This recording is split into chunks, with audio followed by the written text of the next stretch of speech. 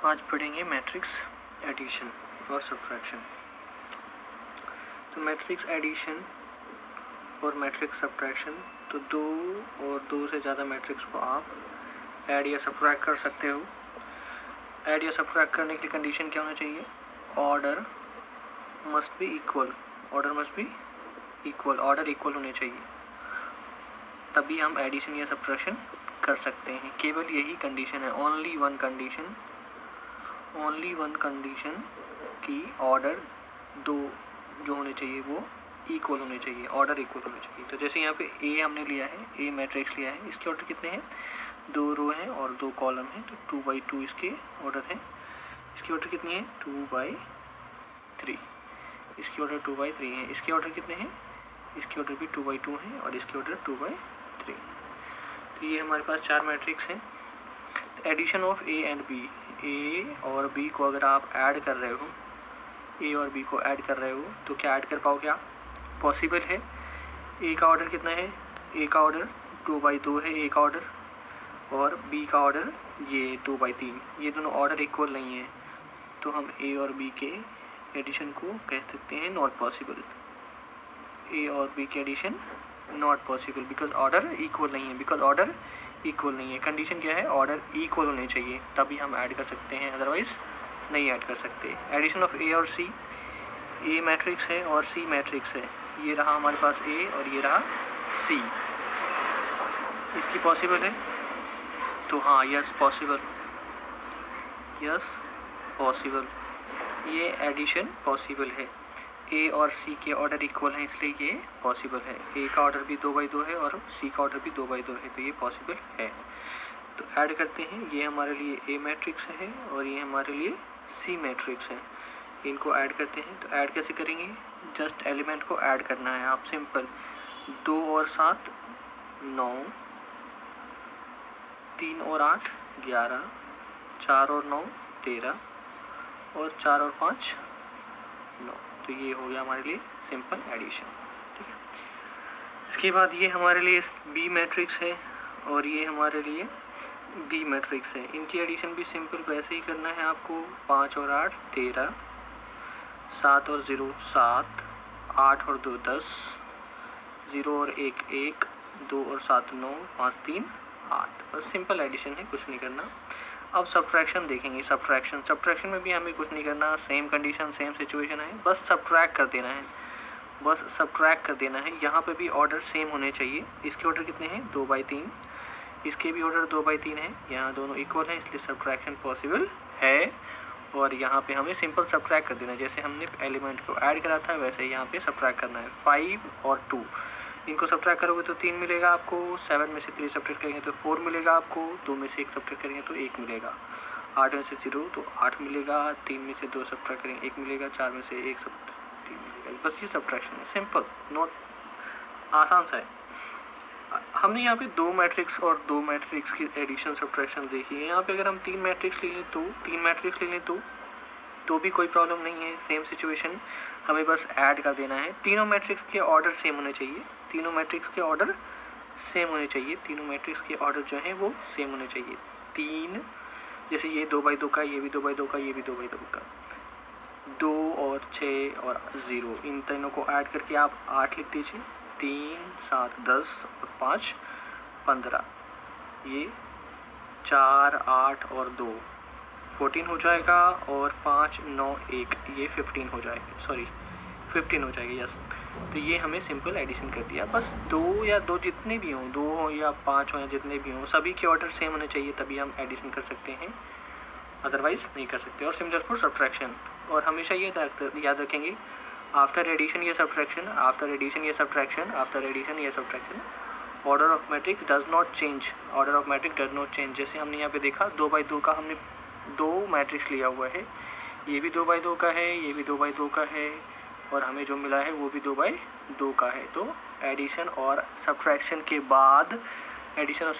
बाद order change नहीं होता है, ठीक है।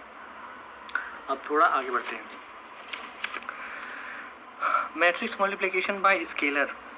स्केलर मतलब किसी एक नंबर से मल्टीप्लिकेशन कर रहे हो आप, किसी एक मल्टीप्लिकेशन किसी एक नंबर से, नंबर जैसे यहाँ पे देखिए पी हमारे लिए ये मैट्रिक्स है, क्यू हमारे लिए ये मैट्रिक्स है, हमने 2p निकालना है। तो ये क्या है, ये क्या है, हमने स्केलर लिया हुआ है। ये क्या है, एक स्केलर है जिससे हमें p में मल्टीप्लाई करना है। तो 2 से p में मल्टीप्लाई करना है, 2 से p में मल्टीप्लाई करना है। तो 2 ये हमारा p मैट्रिक्स ये रहा।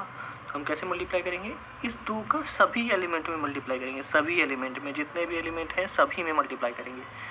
तो 2 का 2 के साथ 4, 2 का 3 के साथ भी करेंगे 6, 2 का 4 के साथ भी करेंगे 8 और 2 का 5 के साथ भी करेंगे 10। तो ये सभी में मल्टीप्लिकेशन करना है हमें, ठीक है।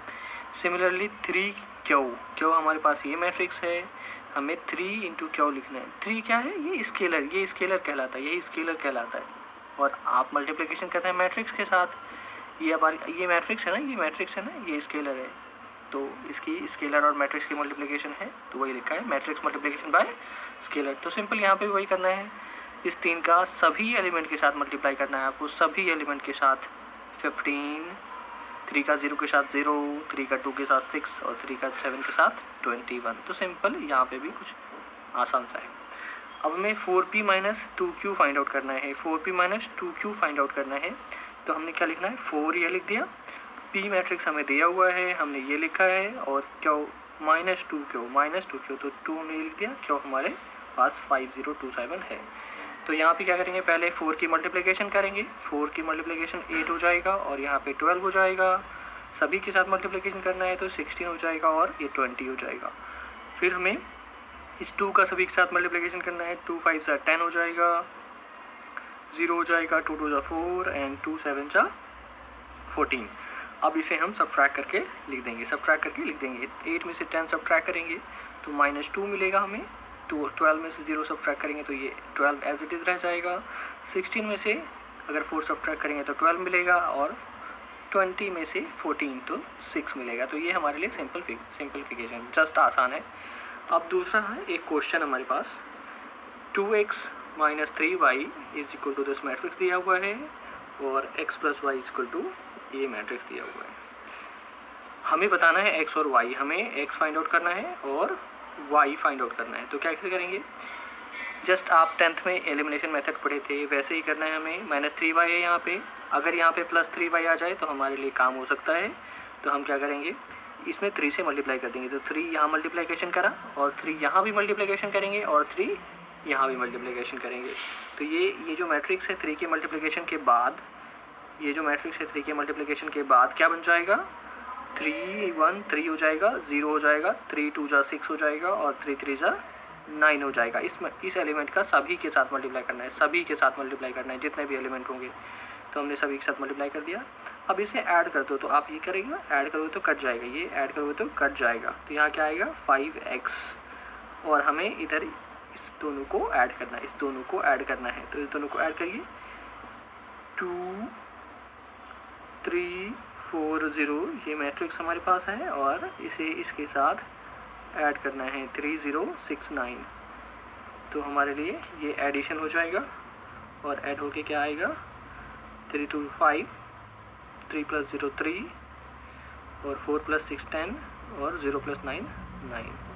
ये हमारे पास आ गया। अब इस 5 को नीचे डिवाइड में लिख देंगे। तो जैसे x is equal to find out करना है तो हम क्या लिखेंगे 1/5 और ये matrix x is equal to 1/5 और ये मैट्रिक्स, ठीक है। तो हमारे लिए आंसर क्या हो जाएगा, जस्ट मैं यहाँ पे लिख दे रहा हूँ, x इज इक्वल टू क्या हो जाएगा आंसर 1/5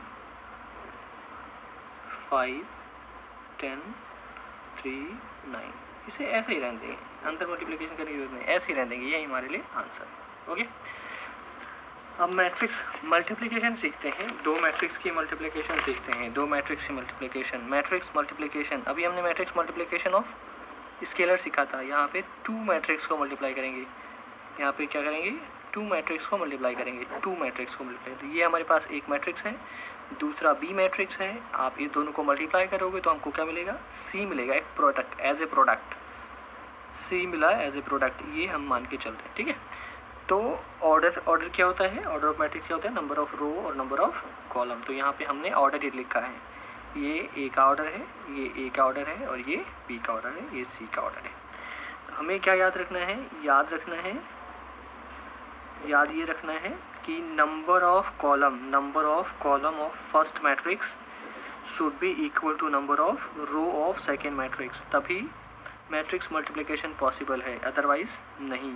ये हमारे लिए कंडीशन है कि n number of column of first matrix, मतलब n, ये हमारे लिए कॉलम है, ये हमारे लिए कॉलम, क्योंकि ऑर्डर क्या होता है? Number of row into number of column. Order क्या होता है? Number of row into number of column. तो ये हमारे लिए कॉलम है, ये n क्या है? कॉलम है फर्स्ट मैट्रिक्स के लिए, मतलब a के लिए। और number of row of second matrix, number of row of second matrix कौन सा है? ये रो हो जाएगा, ये रो हो जाएगा। ये दोनों क्या होने चाहिए? बराबर होने चाहिए। ये दोनों क्या होने चाहिए? बराबर होने चाहिए, तभी आप मैट्रिक्स मल्टीप्लिकेशन कर सकते हो। n और p क्या होने चाहिए? इक्वल होने चाहिए, तभी हम मैट्रिक्स मल्टीप्लिकेशन यहाँ पे कर सकते हैं, अदरवाइज नहीं कर सकते। अगर ये दोनों इक्वल हैं तो मैट्रिक्स मल्टीप्लिकेशन पॉसिबल है। और जो मिलेगा हमें एज ए रिजल्ट, जो मिलेगा हमें प्रोडक्ट एज ए रिजल्ट, उसका ऑर्डर क्या हो जाएगा?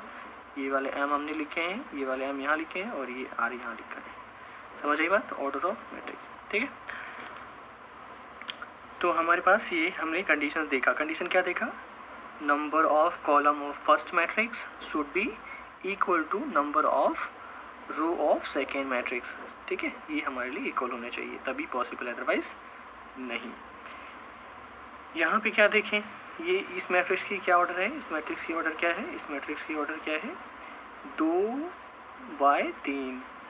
इसमें 2 रो हैं और 3 कॉलम है, 2 रो हैं और 3 कॉलम है।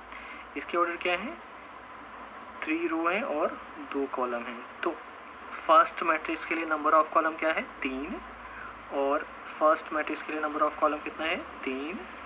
और सेकेंड मैट्रिक्स के लिए नंबर ऑफ रो 3। ये दोनों इक्वल होने चाहिए, ये दोनों इक्वल होने चाहिए, ये दोनों इक्वल होने चाहिए। ये दोनों इक्वल है ना? इक्वल है तो मैट्रिक्स मल्टीप्लिकेशन कर सकते हैं, अदरवाइज नहीं कर सकते। यहाँ तो पॉसिबल है, यहाँ पॉसिबल है, क्योंकि जो गिवन कंडीशन है, ये हमारे लिए जो कंडीशन गिवन है वो सेटिस्फाई हो रहा है। अब मल्टीप्लिकेशन करते हैं तो आपको क्या करना है? 7 बनाना है, इसका इसके साथ मल्टीप्लिकेशन करना है, 7 बनाना है, 7 जैसा बनाना है, 7 जैसा ऐसा बनाना है, 7 जैसा। तो इसकी मल्टीप्लिकेशन इसके साथ करनी है। तो 2 का 1 के साथ मल्टीप्लिकेशन कर दिया हमने, ये लिख दिया, प्लस, फिर प्लस लिखेंगे, 3 का 0 के साथ मल्टीप्लिकेशन कर दिया, और फिर प्लस, और फिर 7 का 1 के साथ मल्टीप्लिकेशन कर दिया, ये आ गया। उसी तरीके से फिर इसका इसके साथ करेंगे, 2 का 2 के साथ कर दिया हमने यहाँ पे, फिर 3 का 5 के साथ, 7 का 0 के साथ, और सभी के बीच में प्लस लिखा है हमने, सभी के बीच में प्लस लिखा है। सिमिलरली इसके लिए भी वही करेंगे, 102 के लिए यहाँ मल्टीप्लिकेशन कर देंगे, फिर से 1 का 1 के साथ मल्टीप्लिकेशन करा है हमने, 0 का 0 के साथ मल्टीप्लिकेशन करा है, 2 का 1 के साथ मल्टीप्लिकेशन करा है, और सबको एडिशन में लिख दिया हमने। इसके बाद सिमिलरली यहाँ पे भी ऐसे ही करना है हमें, 1 का 2 के साथ, 0 का 5 के साथ, और 2 का 0 के साथ मल्टीप्लिकेशन कर दिया, ठीक है। अब हम इसे सिंप्लीफाई कर देंगे, बस 2 × 1 2, 0 और 7, यहाँ 2 2 4 और 3 5 15, 7 × 0 0, फिर 1 × 1 1, 0 × 0 0 और 2 × 1 2। तो ये 2 हमारे पास ऐसे ही सिंपल, यहाँ पे ऐसे ही कर लेंगे। अब इनको ऐड कर दीजिए, 2 7 9, 5 और ये 15 और 4 19, 2 और 1 3, 2 0 0 2। तो ये हमारे लिए आंसर आ गया, ये हमारे लिए आंसर आ गया। तो हमने क्या देखा था? जो रिजल्टेंट प्रोडक्ट आता है उसका क्या होते हैं? ये m ले लिया और ये r ले लिया। वैसे ही हमने यहाँ पे जो हमें प्रोडक्ट मिला है उसमें से क्या लेना है? हमें 2 लेना है यहाँ से, तो 2 और ये 2, ये हम देख रहे हैं 2/2 ऑर्डर का है, तो ये हमारे लिए प्रोडक्ट के ऑर्डर हैं। अब देखिए इस मैट्रिक्स की मल्टीप्लिकेशन पॉसिबल है क्या? यहाँ से इसकी ऑर्डर कितने हैं भाई? इसके ऑर्डर कितने हैं? यहाँ पे 3 रो हैं और 2 कॉलम हैं। इसके ऑर्डर कितने हैं? इसके ऑर्डर हैं 2 रो और 3 कॉलम। यहाँ पे भी ये फर्स्ट का कॉलम, फर्स्ट का number of column of first, number of column of first और number of column of second, ये दोनों क्या हैं? इक्वल हैं। तो यहाँ पे भी मैट्रिक्स मल्टीप्लिकेशन पॉसिबल है। सिमिलरली मल्टीप्लाई करेंगे, ओके। अब देखते हैं, अब यहाँ पे क्या लिखा है?